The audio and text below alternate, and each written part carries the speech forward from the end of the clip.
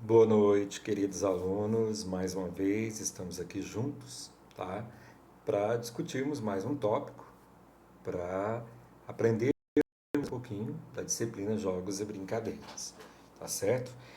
Bom, o primeiro recado que eu preciso dar para vocês é que nossas provas estão chegando, tá? Elas irão acontecer de forma online, elas irão acontecer de forma remota.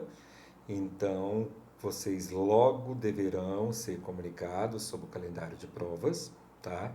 Então, hoje, sexta-feira, 24, próxima sexta-feira, 1º de maio, não teremos aula, porque é feriado, tá? Então, a próxima aula nossa será no dia 8 de maio. Estou aguardando ainda o calendário da coordenação para saber se a nossa prova realmente é dia 8 de maio ou se a nossa prova será 15 de maio. Não são, tá certo?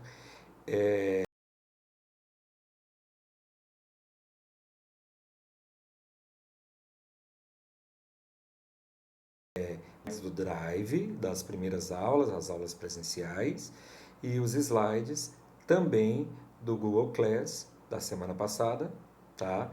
Aula 4 e de hoje, aula 5, que é uma revisão de uma atividade que vocês já fizeram. Então, eu vou sair também minha imagem para que vocês possam focar nos slides, tá bom? Conforme foi na aula passada. E assim nós vamos falar um pouquinho, né, sobre as contribuições de Piaget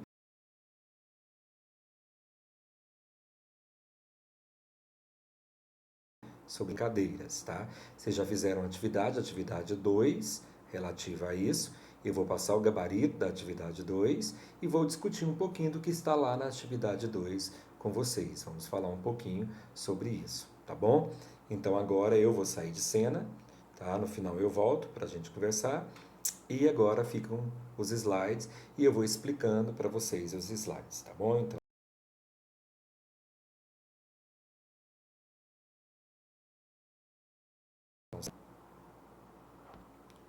ok, já saí de cena. Então, vamos agora ver um pouquinho das contribuições de Piaget sobre jogos e brincadeiras, tá? Então, Piaget, né, ele reconhece o jogo como um dos meios que a criança pode ter, né, para compreender e para explicar a sua realidade. Então, os jogos, as brincadeiras são reconhecidos por Piaget para que a criança possa compreender, para que a criança possa explicar a realidade em que ela vive. Então, discutir um pouquinho sobre jogos e brincadeiras, três estruturas contínuas, né, para jogos e brincadeiras. Antes disso, eu coloquei aqui, para Piaget, o jogo constitui-se um ponto de vista afetivo, de um modo de o sujeito comunicar-se e expressar seus desejos e fantasias. Então, para Piaget, né, a criança ela pode comunicar as suas expressões, seus desejos, suas fantasias, né? Ela pode se expressar através do quê? Através do jogo. Então, por isso, ele apresenta três estruturas cognitivas do jogo. Vamos ver que estruturas são essas? Então, são as estruturas lúdicas contínuas do jogo. Então, a primeira dela é o jogo de exercício. O que é o jogo de exercício? O jogo de exercício ela está presente para criança de 0 a 2 anos. No jogo de exercício, a criança ela passa a maior parte do seu tempo manipulando objetos. Então, na criança, nesse momento, há o desejo de explorar. Então, a criança ela tem aquela vontade de explorar. Então, o jogo de exercício pode ser dividido em exercícios simples e combinações em finalidades prévias. Qual a diferença dos dois? Nos exercícios simples, a criança ela vai fazer, refazer uma atividade diversas vezes, como por exemplo, para a criança, o parquinho, fazendo e refazendo, ela vai encher, despejar exatamente o balde de areia, né? Outro, tampinhas, né? Você coloca uma caixa cheia de tampinha para a criança, ela vai esvaziar a caixa, tirar todas as tampinhas, depois ela vai colocar as tampinhas todas de volta na caixa. Então esse é o jogo do exercício, são os exercícios simples. E as combinações em finalidades prévias, elas são aquelas que são caracterizadas, né? Como por exemplo, jogo de encaixe, argolas, né? Então, ela tem uma finalidade. Então, um jogo de encaixe, por exemplo, as crianças, elas vão encaixar a argola no cone, ela vai encaixar a argola nos cilindros, o professor monta os cilindrozinhos e a criança vai encaixando. Aqueles também de encaixar formas, né? O triângulo encaixado no triângulo, o círculo encaixado no círculo. Então, ela é uma ação lúdica que não obedece ordem, critério, nenhuma finalidade. Mas ela tem, né? Então ela não tem uma finalidade prévia, né? Desculpe aí, agora que eu vi, do meu slide está combinações em finalidades prévias. Corrija aí, é sem finalidades prévias. Então ela não tem uma finalidade prévia, né? Então ela é caracterizada apenas por quê? Pelo lúdico, apenas como então ela vai encaixar peças, ela pode, outro exemplo, massas de modelar. Então é um jogo do exercício e ela não tem uma finalidade prévia, mas a criança já está utilizando o quê? A sua estrutura lúdica. Então, o jogo de massinha, por exemplo, também pode ser um exemplo aí, né? Outro, construir torres com blocos, blocos de encaixe, né? Criar figuras, o homenzinho com bloquinhos de encaixe, Lego, por exemplo. Todos esses são combinações sem finalidades prévias, tá? A segunda estrutura lúdica para Piaget é o jogo simbólico. Então, o jogo simbólico ele pode ser dividido em duas partes: artificialismo e animismo. Então, a primeira coisa, né, vamos entender o que é o jogo simbólico, né? O jogo simbólico é aquele momento, né, que lá no jogo de exercício, o anterior, ele não supõe um pensamento para a criança. Então, não há um, um pensamento previamente definido pela criança. Já aqui no jogo simbólico, né, é possível perceber nessa fase que a criança começa o quê? A utilizar o seu pensamento. Ela começa a utilizar o símbolo, por isso que é o jogo simbólico, né? Então, lá no anterior, havia a ausência desse símbolo. Agora aqui não. Aqui a criança ela começa o quê? Ela começa a utilizar do pensamento, do símbolo, né? Para quê? Para representar a realidade. Então, no jogo simbólico, a criança começa o quê? A representar a realidade. Começa aí uma imitação da realidade, né? E como eu já... Então, exemplo, né? O jogo de faz de conta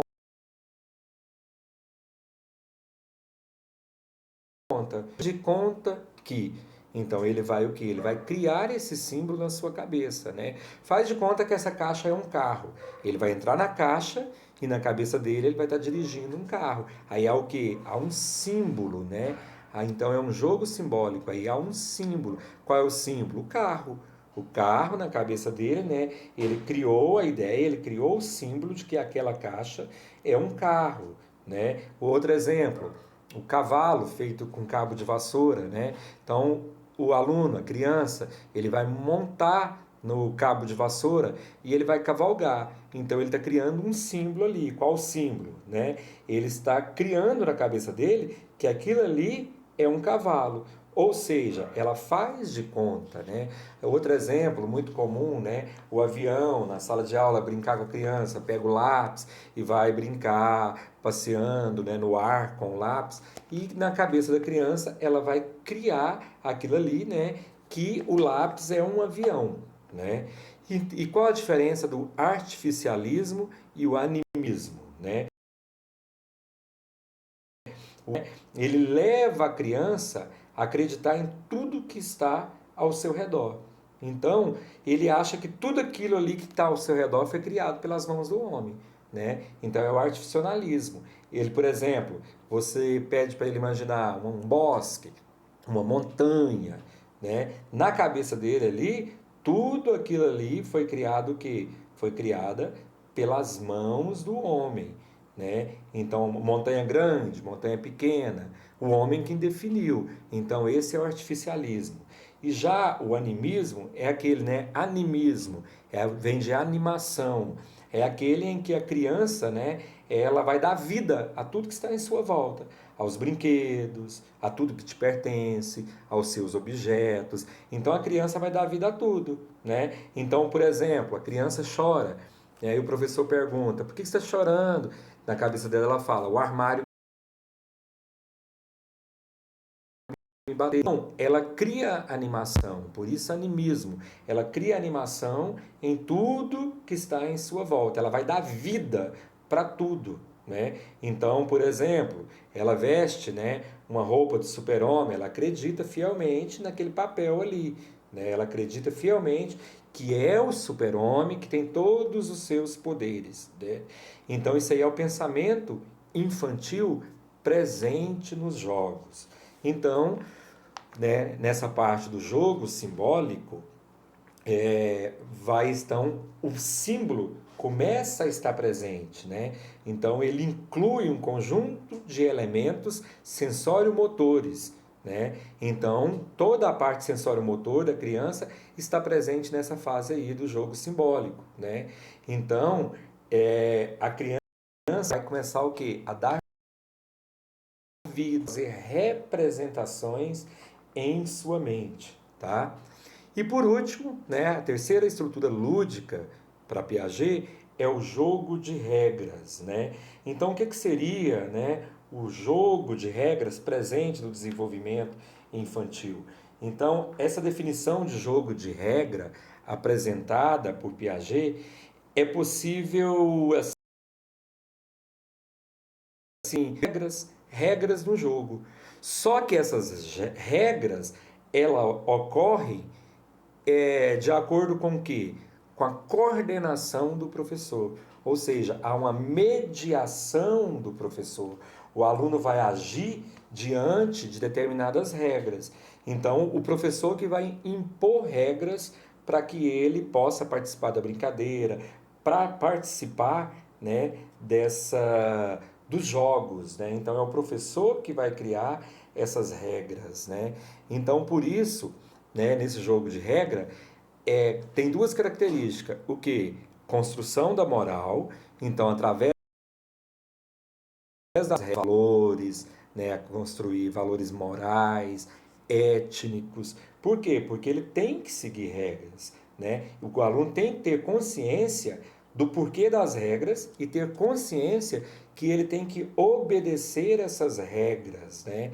E outra coisa, essas regras não são absolutas, ou seja, para cada regra, para cada regra, para cada jogo, desculpa, para cada jogo há uma regra diferente. Então a criança, né, ela vai entender que ela precisa dessas regras, essas regras não são absolutas, né? Essas regras podem mudar, elas vão mudar de um jogo para outro, né? E o aluno vai agir o quê? Diante da situação. Então ele vai agir diante das regras daquele jogo, diante daquela situação. E com isso tudo, né, nós podemos o quê?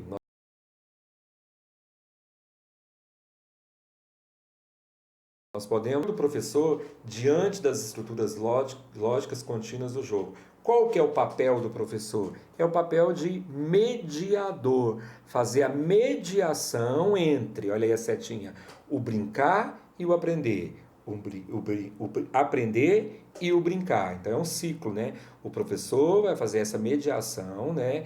Ele vai ser, né, o papel principal ali entre o brincar e o aprender.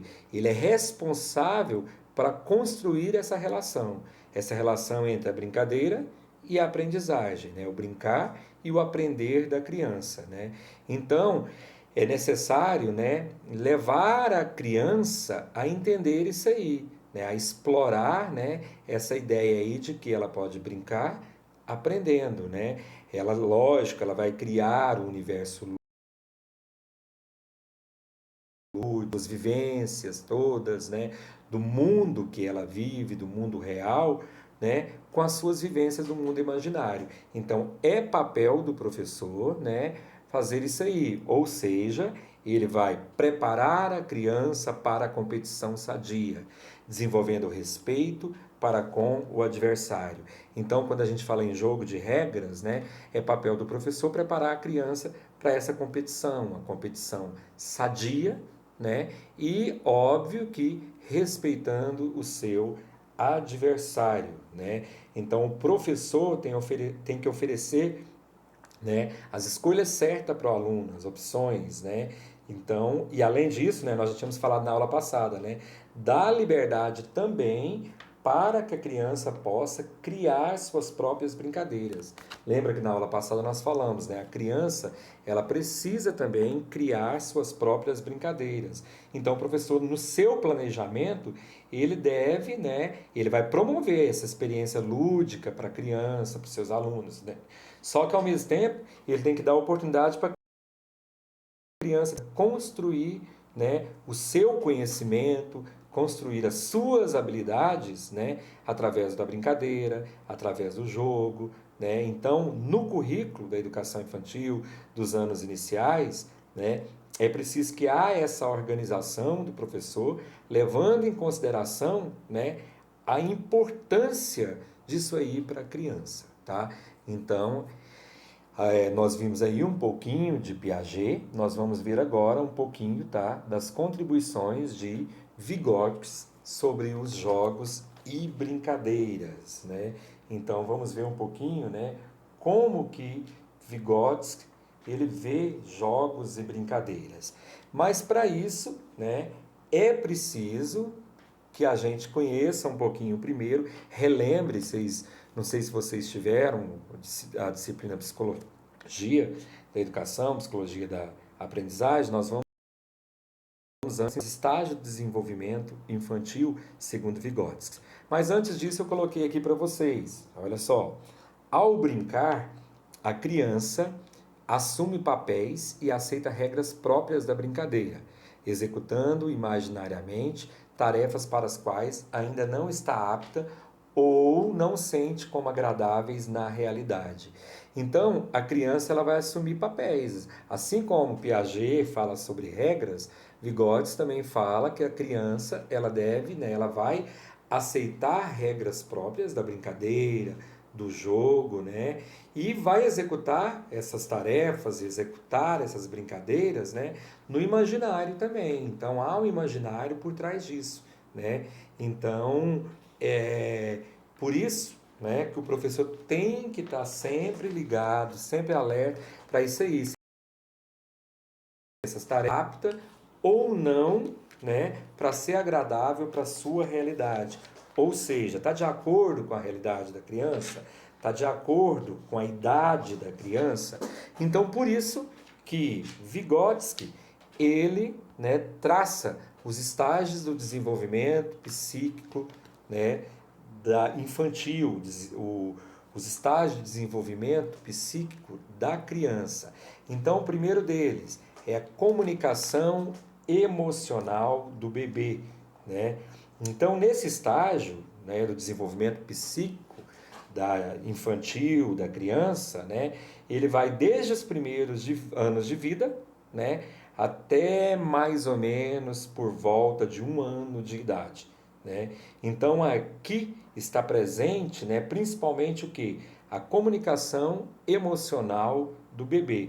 São as primeiras ações sensório-motores da criança, de manipulação. Então, a criança, nessa fase, nessa primeira fase, comunicação emocional, ela é incapaz de sobreviver por conta própria. Ela é totalmente dependente dependente do que? Da mediação desse adulto, no caso já estiver na sala de aula do professor, né, para sua sobrevivência, para sua integração. Então, a criança, né, ela tem recursos próprios para isso. Por exemplo, nessa comunicação, o choro. O choro é um recurso próprio para a criança se expressar. Então, ela é totalmente dependente do adulto. Então, para expressar seus desejos, suas frustrações, suas necessidades, ela vai lançar mão do quê? Ela vai lançar mão de recursos próprios para a sua idade. O maior exemplo desse é o choro, o grito, né? Às vezes ela vai dar birra, espernear. Por quê? Para chamar a atenção, né? Para ela sentir que houve comunicação. O segundo estágio é a atividade objetal manipulatória, né? Então, aqui então, olha, já vem a palavra aí, objeto, né? Por quê? Porque nessa fase, a presença do adulto ainda é, né? Ainda é fundamental para garantir a sobrevivência da criança, do bebê, né? Mas, como também para ensiná-lo, né, sobre os objetos. Então, nessa fase aí, o adulto ele vai começar a ensinar a criança o nome dos objetos, as funções, forma de utilização. Por exemplo, colher. Isso aqui é uma colher. O formato da colher, para que serve a colher, né? Mesa, isso aqui é uma mesa. Né? O adulto vai ensinar a criança, né, nomes, funções, né, para que serve os objetos. Então, nessa fase, começa o desenvolvimento que? Da linguagem. O bebê é a fase de assimilação. O bebê ele começa a assimilar, né, as coisas, começa a assimilar suas ações em relação aos objetos que ele manipula, em relação a tudo que está em sua volta. Né? Ele começa a descobrir uma função para tudo. Ele começa a descobrir uma função, ele começa a descobrir um sentido social para as coisas. Então é a fase que ele começa o quê? Ele começa, né, também a imitar, né? Ele começa a imitar o adulto em suas ações. Ele começa, né, para satisfazer suas necessidades, ele começa então o quê? A imitar o adulto. O adulto fala papai, ele repete papai, mamãe, e assim também nos jogos, nas brincadeiras. Então, ele começa a fazer o quê? Uma imitação dos adultos, tá? Terceiro estágio é o jogo de papéis sociais. O que vem a ser o jogo de papéis sociais? Né? Então, nessa fase, a criança, ao invés de apenas assimilar o nome, de fazer a assimilação do nome e da função dos objetos, como na fase anterior, né? Na fase anterior, a criança vai assimilar o nome dos objetos. Nessa fase, a criança, então, ao invés de apenas assimilar nome, função, formato, para que serve, né? Ela já é capaz o quê? De verbalizar. Então, ela é capaz de mentalmente pensar nele. Então, na mente da criança, né, a criança já vem uma colher. Então, essa fase é importantíssima para os jogos, porque ela começa, né, a utilizar o seu imaginário para verbalizar o real. Né? Por isso que ela chama, né, jogo de papéis sociais. Porque a criança, né, ela mentalmente, ela consegue saber a função social, né, e como utilizar determinados objetos. Então ela é muito importante para os jogos por isso, porque nessa fase a criança já começa, né, criar imaginações na sua cabeça, né? Ela começa a fazer o que? Representações. Ela é capaz, né? Lembra que eu falei lá anterior em Piaget? Aqui também entra aquela, né? O faz de conta, né?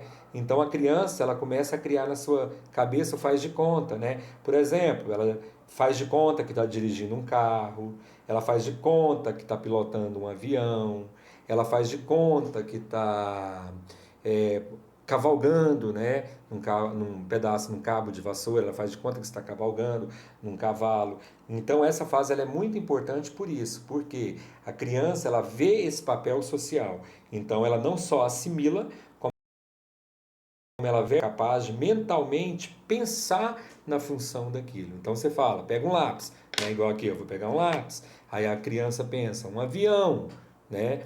A criança pensa, o lápis é um avião. Vou colocar aqui para a gente simular isso aqui, né? Olha que bonitinho aqui, ó. Aí a criança pensa, um avião. E aí ela vai verbalizando, não só verbalizando, como na sua cabeça ela vai imaginando. Isso é um avião, eu estou manipulando esse avião, eu estou, né, pilotando esse avião. Então a criança, né, ela, né,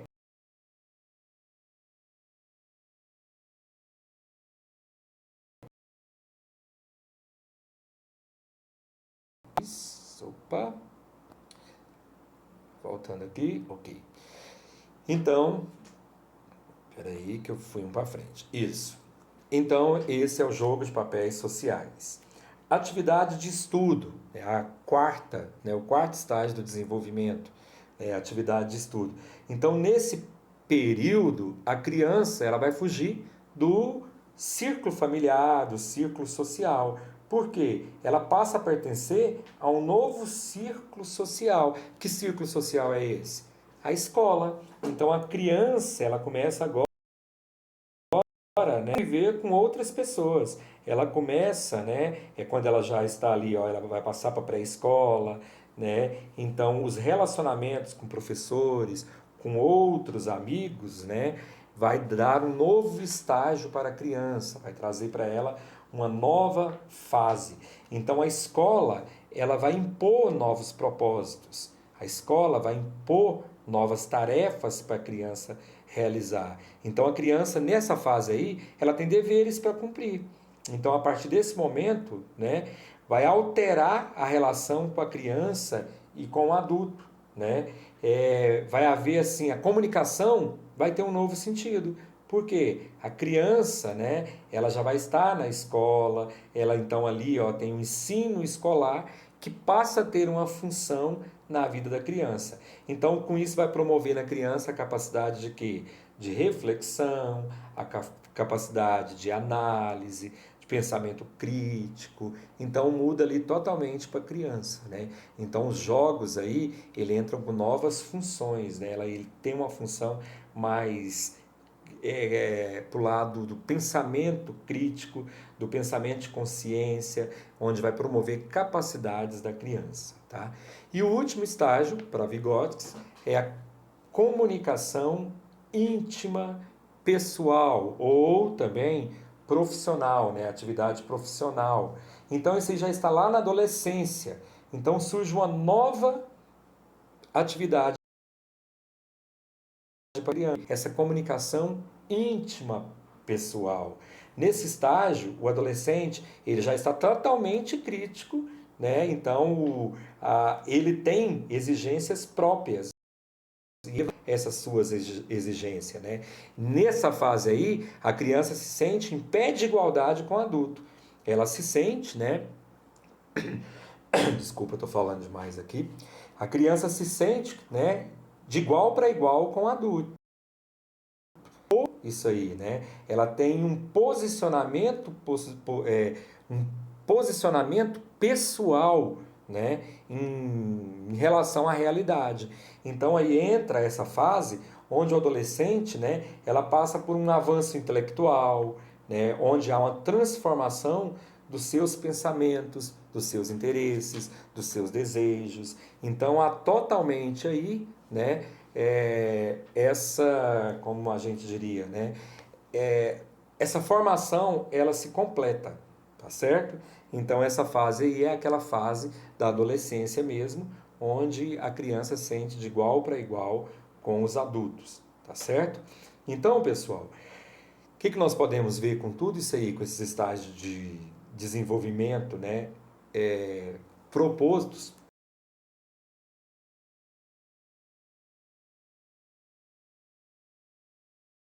proposta da criança, desde a fase do bebê, né, a comunicação emocional, até a adolescência, que é a comunicação íntima pessoal. Então, desde o nascimento, né, por meio, né, das ações, né, emocionais do bebê, até na adolescência, quando o adolescente, no caso, já sente de igual para igual com o adulto, né, nós podemos encontrar a presença do lúdico. Ou seja, é possível ver, né, que o lúdico está presente, né, na vida da criança, no seu desenvolvimento. Então, por isso, né, é importante lembrar que esse papel, né, de jogos, brincadeiras, o lúdico, ele vai estar presente segundo Vygotsky, ele está presente em todas essas fases, em todos esses o desenvolvimento da criança. Tá?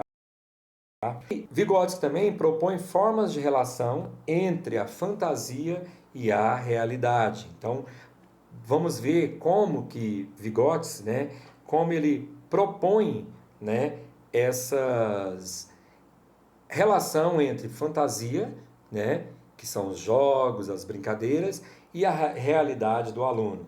Então, primeiro, a imaginação constrói-se de sempre de elementos tomados da realidade. Então, a imaginação constrói-se de elementos, eu acho que faltou, essa palavrinha de sempre aí não tem, tá? Imaginação constrói-se de elementos tomados da realidade. Então, as representações dos alunos, né, elas vêm do que? As características as características fantásticas, fantasias do ela vem de elementos tomados da realidade. Como, por exemplo, né, a criança, no imaginar, ela tem assim um amigo imaginário, né? Então, é essa primeira forma de relação, né? Então ela é uma construção, né, de elementos, né, fantásticos, de elementos fantasiosos tomados de realidade. Então, um exemplo, o amigo invisível, né? O amigo invisível, o amigo imaginário da criança. Ela toma aquilo como realidade. Outro exemplo, o cachorro que fala, a criança tem muito, né? Isso na cabeça dela. A gente, inclusive, não é talvez na fase de vocês, mas na minha fase, nós vivenciamos isso, né? Numa televisão brasileira, tinha um programa matinal todas as manhãs, onde os apresentadores eram cachorros, cachorros que falavam. Então isso aí mostra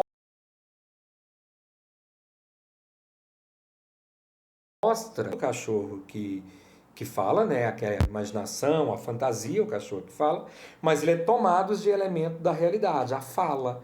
Então eu peguei elementos da imaginação, trouxe para ele, né? A realidade para ele. Então, o cachorro que fala, o cavalo que voa, né, a cobra que voa, o sapo que voa. Então, tudo isso aí, né, são o quê? São personagens criados, fantasiados pelas crianças, né, mas que se fazem de real, se fazem da realidade. Segundo, produto final da fantasia e fenômeno complexo da realidade. Então aí, nessa relação aí, há uma dupla, né? Uma dupla relação, uma dupla dependência entre a imaginação e a realidade. Então, há como que eu diria, uma dependência, uma reciprocidade, palavra certa, entre a fantasia e a realidade. Então, por exemplo, no primeiro caso, a imaginação, né, ela vai apoiar, no primeiro caso, que é o que? A fantasia. A imaginação, ela vai apoiar na realidade. Né? Ela vai apoiar o que? Na experiência. Né? É a própria. Seria o que? Quando a gente fala assim, mútua, dupla, né?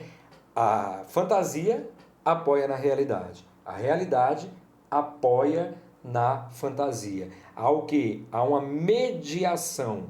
Há uma mediação entre realidade e fantasia. Né? Então, um exemplo disso, né? Nós podemos usar como exemplo contação de história. Né? Então, na sala de aula, o professor pode trabalhar o que? Com a contação de história. Nessa contação de história, o produto final da fantasia, ele foi criado o quê? Da realidade. Então, o aluno, ele já o professor vai contando a história e ele vai criando na sua cabeça, né? Outro exemplo, pinturas, desenhos, né? Os alunos vão criando. Então o professor fala, desenho.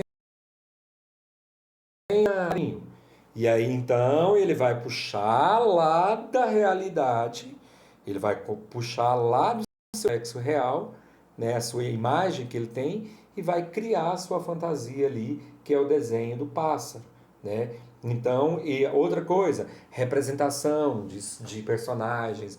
Coloca um desenho para o aluno assistir, um filmezinho, e depois pede para ele desenhar. Ele vai fazer o quê? Essa representação. Ele vai pegar lá do que ele viu e ele vai fazer essa representação da fantasia na sua mente, tá? O terceiro, atividade de imaginação e realidade de caráter. Então, nesse aqui, pessoal, para essas duas formas, né, de manifestação, a imaginação e o caráter, né, de, de emocional, né, nessas duas formas aqui, né, é fundamental que o professor privilegie a autonomia da criança. Então, quando fala assim, atividade de imaginação, caráter emocional, o professor vai privilegiar o quê? Vai privilegiar a criatividade da criança, a autonomia, a liberdade de expressão. Então, nesse momento aqui, né, vale defender o quê? Essa liberdade de expressão da criança, né? Então a criança ela é espontânea, né? Ela faz do jeito que ela quer. Então nesse momento aqui é aquele momento, né, em que o professor vai o quê? Vai privilegiar, né, a imaginação, a criatividade, né, o, a, o emocional mesmo, né? A imaginação, diríamos, a imaginação da criança. Então o professor, ele simplesmente vai o quê? Ele vai dar asas à imaginação dessa criança. Ele vai valorizar tudo isso aí, tá? E por último, a imaginação cristalizadora torna-se realidade. Então, o que seria isso aí? Através de tudo que a criança observa, né, ela vai cristalizar, né, como realidade. Ela vai fazer tornar aquilo ali realidade. Ou seja, a criança ela faz observações, né? Ela observa, né? Da sua imaginação, ela observa diversas formas, por exemplo, um fogão, uma geladeira, um carro, um avião, né? Então ela vai cristalizar tudo aquilo que ela observou. Então fica o que? Fixo na cabeça dela, fica cristalizado, né, na sua imaginação, fica presente tudo isso aí. Então, inclusive, né, para Vygotsky, né, para a evolução da humanidade, porque para ele as grandes invenções, né, invenções de, por exemplo, invenção do avião, invenção do carro, invenção disso ou daquilo, para ele tudo isso aí foi o que? Cristalizado na imaginação de uma pessoa que lá no passado, quando era criança, teve a sua imaginação, né, e pôde cristalizar essa imaginação e tornar realidade. Então, por exemplo, a criança, né, quando ela é criança, né, quando ela é pequenininha, novinha, criança quando é criança é burra. Criança, quando é novinha, ela vai fazer seus desenhos, esculturas, modelagens, né?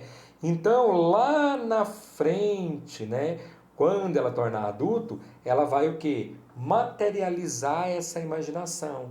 Ela vai o quê? Ela vai tornar real aquilo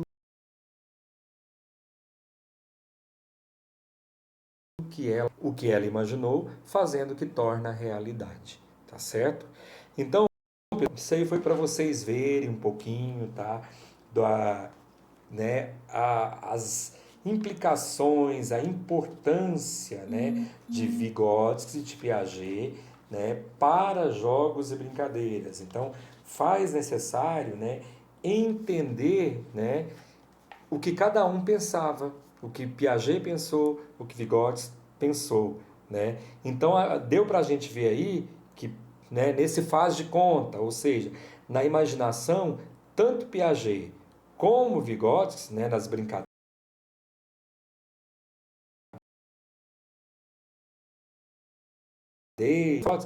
é importante saber o quê? Que o simbolismo está presente na mediação do professor. É fundamental levar a criança a construir a imaginação criadora. Então, o que é esse simbolismo? É a criança, né, trazer esses símbolos, é a criança, né, trazer, né, a imaginação para a realidade, tá certo? Então, pessoal, eu deixo aqui meu recadinho. Estudem para a prova, tá? Estudem para a prova, para que vocês possam sair bem, tá? Eu já disse no início sobre o material, deixa eu voltar a câmera aqui. Então, estudem para a prova, tá bom?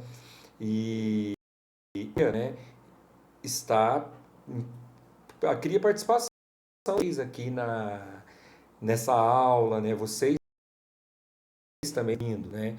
Mas, assim, experiência que eu estou tentando em outras salas, e eu pedi para perguntar para vocês antes, né? Porque eu sei que tem gente que o acesso é muito difícil. Eu sei que tem gente que não tem internet na hora certa. Para a gente fazer uma aula ao vivo, uma aula online, teria que ser naquele horário certo, às 18h40 da sexta-feira, né? Teria que ser naquele horário certinho.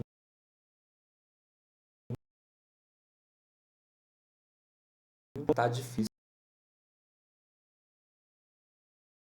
Gente fora de Anápolis, na fazenda, vários já vieram e falaram comigo no particular.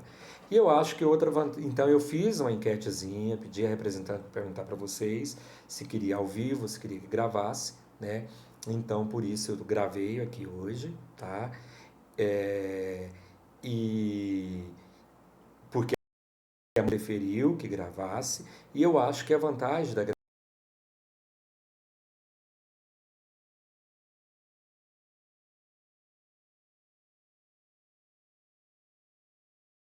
gravação voltar quando você quiser, tá bom? Então deixa aí o meu abraço para vocês, tá? Como eu falei, o calendário de provas está chegando e isso aí serviu como uma revisão sobre aquela parte da atividade 2 de Vygotsky e Piaget, tá bom? Que é a parte mais difícil. E vocês também podem revisar esse vídeo, revisar o vídeo da aula passada, para que vocês possam sair bem na prova.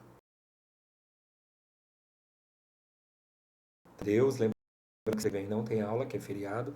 Aí daqui 15 dias a gente retoma, dia 8 de maio. E não sei se o calendário vem a prova 8 ou a prova 15. Mas de qualquer forma já fiquem preparados, tá bom? Beijão para vocês, fiquem com Deus. Até a próxima, tá? Um grande abraço meu, um grande beijo, tá bom?